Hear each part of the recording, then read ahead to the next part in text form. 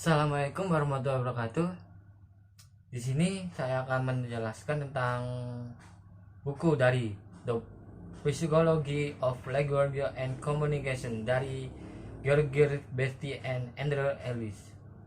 Di sini saya akan menerangkan bab 6 yang berjudul Variasi dalam Bahasa.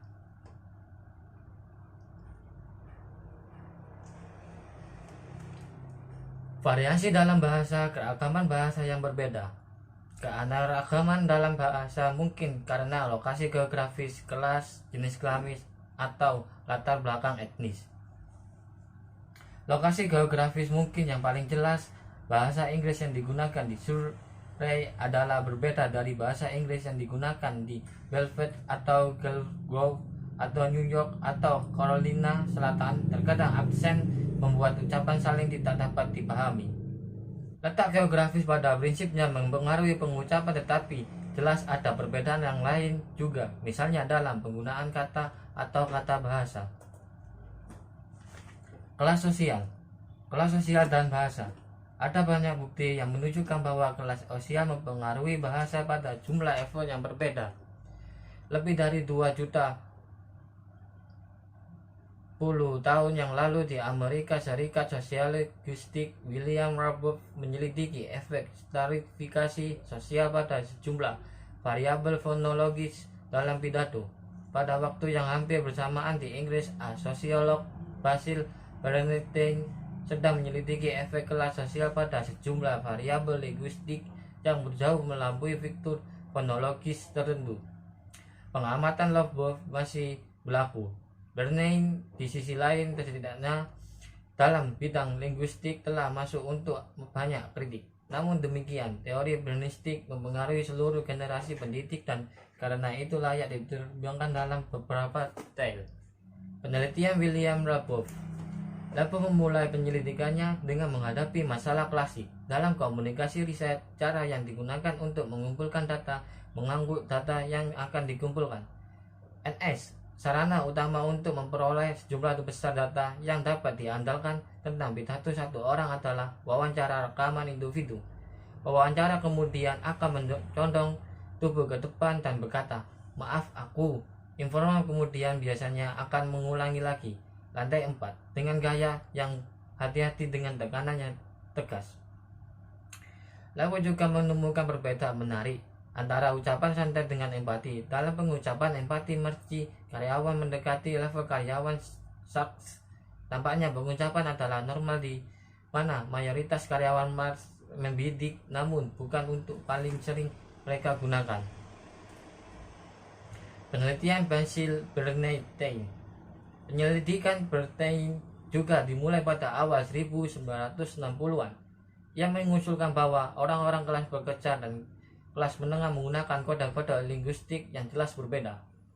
Mode bicara ini memfasilitasi elaborasi verbal dari maksud subjektif, kepekaan terhadap implikasi keterpisahan dan perbedaan, dan menunjukkan kemungkinan yang melekat dan hierarki konseptual yang kompleks untuk organisasi pengalaman. Terbatasnya pada bentuk penggunaan bahasa yang menyimpulkan memungkinkan untuk berbagai kemungkinan menyediakan bentuk pidato yang mencegah pembicara dari elaborasi secara verbal, maksudnya subjektif, dan semakin mengarah pengguna ke deskriptif daripada konsep abstrak. Lanjutan dari penelitian Basil Bernstein. Fungsi utama dari kode terbatas menurut Bernstein adalah untuk memperkuat bentuk hubungan sosial dengan membatasi sinyal verbal dari respon individu. Bernstein awalnya menguji hipotesisnya tentang perbedaan linguistik terkait kelas dengan menyelidiki pidato dua kelompok sosial yang berbeda jauh dari latar belakang kelas. Satu kelompok anak laki-laki utusan kantor pos dan satu kelompok anak laki-laki di sebuah sekolah berasrama. Bernstein merekam kelompok-kelompok berbeda yang membahas topik penghapusan hukuman mati. Temuan utama adalah subjek kelas pekerja menggunakan panjang frasa rata-rata yang lebih panjang, menghabiskan lebih sedikit waktu berhenti, dan menggunakan panjang kata yang lebih pendek. Memegang kecerdasan nonverbal konstan. Perbedaan kelas sosial ditemui dalam arah yang sama. Perbedaan jenis kelamin dalam bahasa. Telah disarankan untuk beberapa waktu bahwa pidato yang digunakan oleh pria dan wanita mungkin berbeda jauh. Secara tradisional, wanita pidato pandang sebagai kurang atau abnormal.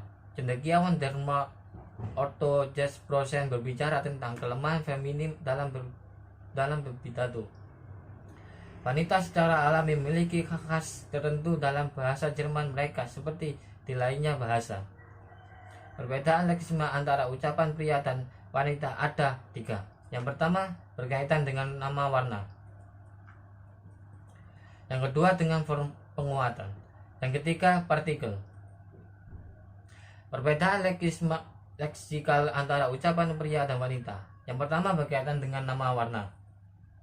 Seorang wanita mungkin mengatakan dinding itu lembah yang mudah, dan dia berpendapat bahwa jika seorang pria mengatakan ini satu, mungkin menyimpulkan bahwa dia meniru seorang wanita secara sarkastik atau seorang homoseksual atau seorang dekorator interior. Laki-laki menurutnya menganggap diskriminasi semacam ini sepele, tidak relevan dengan dunia nyata. Yang kedua, dengan penguat. Dalam pidato perempuan bukannya superlatif absolut, Lakoff juga mengatakan bahwa wanita cenderung menggunakan ekspresi ringan seperti "oh, Bill", di mana pria cenderung menggunakan ketoran yang lebih langsung. Perbedaan leksikal memiliki kesamaan adalah bahwa mereka dirancang untuk mencegah ekspresi pernyataan yang kuat. Lakoff mengatakan bahwa persisnya hal yang sama terjadi dalam hal sikaksis dan intonasi tuturan perempuan. Yang ketiga, partikel. Dalam hak sintaks, dia mengatakan bahwa wanita menggunakan lebih banyak pernyataan tak daripada pria. Miss, John ada di sini, bukan? Yang menunjukkan katanya ketidakpastian dan kurangnya kepercayaan diri. Namun, tidak semua pertanyaan tak dapat bertindak seperti ini. Dalam penyelidikan linguistiknya tentang kelas bekerja subkultur remaja di Reading, Jenny Kersers 1982 menemukan bahwa banyak pertanyaan tak digunakan untuk memprovokasi perkelahian. Miss, kamu benar-benar gila, bukan kamu? Pertanyaan-pertanyaan tak yang diucapkan dengan intonasi turun daripada naik. Di dalam kasus intonasi, Lakoff menyarankan bahwa wanita terkadang menghasilkan deklaratif menjawab dengan intonasi naik untuk pertanyaan tertentu. Intonasi yang naik adalah tipikal pertanyaan ya atau tidak, Miss. Kapan malam akan siap? Oh, sekitar 6 jam. Lakoff mengatakan bahwa seolah-olah orang kedua mengatakan 6 jam jika kita apa-apa dengan Anda, dan mengeklaim bahwa pria tidak menggunakan pola intonasi yang ini pada deklaratif semacam ini. Latar belakang bahasa dan etnis.